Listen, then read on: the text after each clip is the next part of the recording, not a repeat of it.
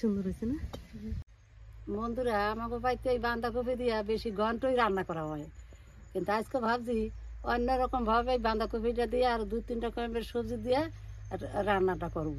তো কি করে আমি রান্নাটা করি সেই আপনারা দেখেন। দেখেন কপিটা এই বটির চেয়েও বড়। বাবা কাটতে পারিনি আমি।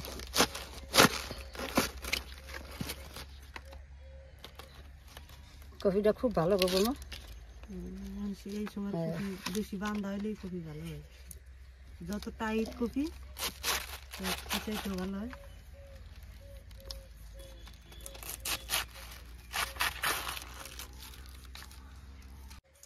এবার কপিগুলো আমি ঝুড়ি ঝুড়ি করে কুচাবো। যত কুচাই না সরু সরু হবে তত ভালো হবে।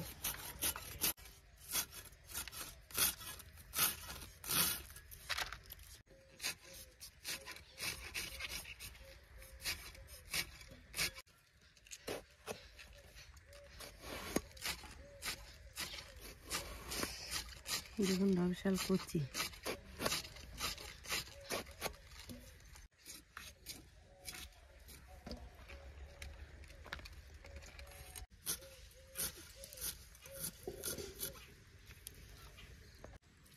কপিগুলো এবার দিয়ে নেবো।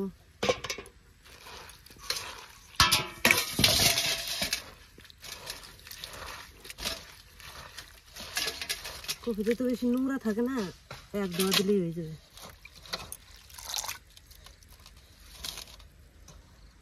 কড়াই গরম হয়ে গেছে, ডালের বড়ি ভাজার জন্য তেল দিয়ে দেবো।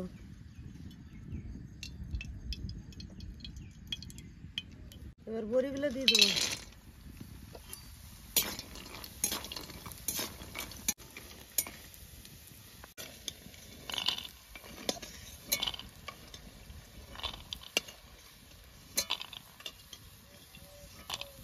এবার শুকনো লঙ্কা আর তেজপাতা, জিরে,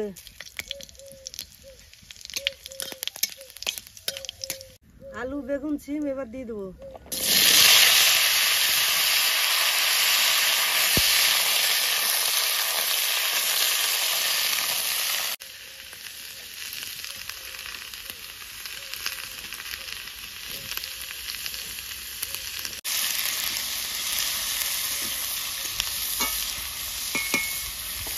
সবজিগুলো আমার আধা ভাজা হয়ে গেছে, এবার কপিগুলো দিয়ে দেবো।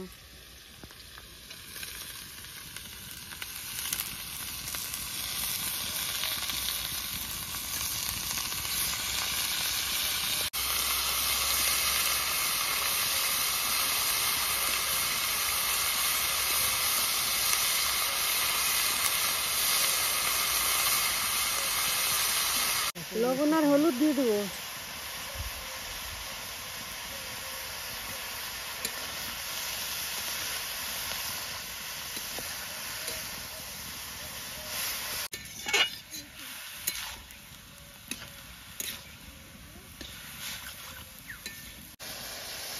কাঁচা লঙ্কা দিয়ে দেবো।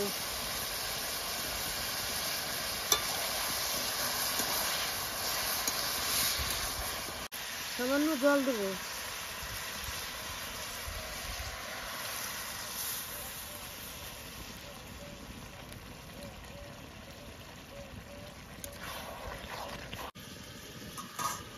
এবার ডালের বড়িগুলো দিয়ে দেবো।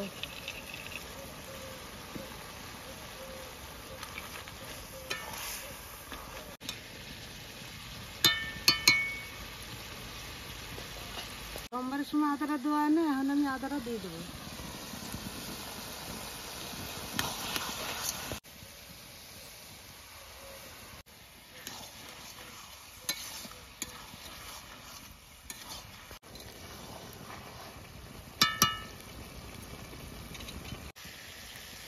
এবার সামান্য চিনি দিয়ে দেবো।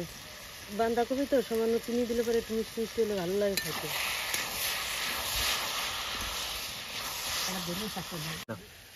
জিরা ধনের গুঁড়ো দিয়ে দেবো। এবার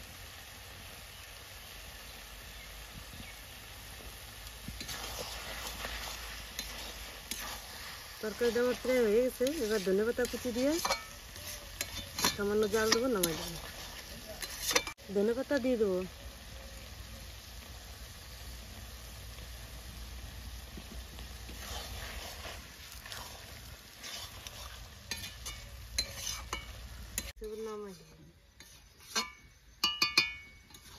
সব ঘুরে ঘুরে গেছে।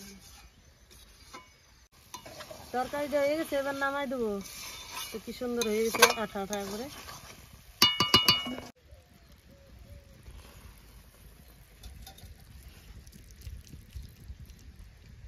কি সুন্দর হয়েছে না, দেখতে কত সুন্দর হয়েছে।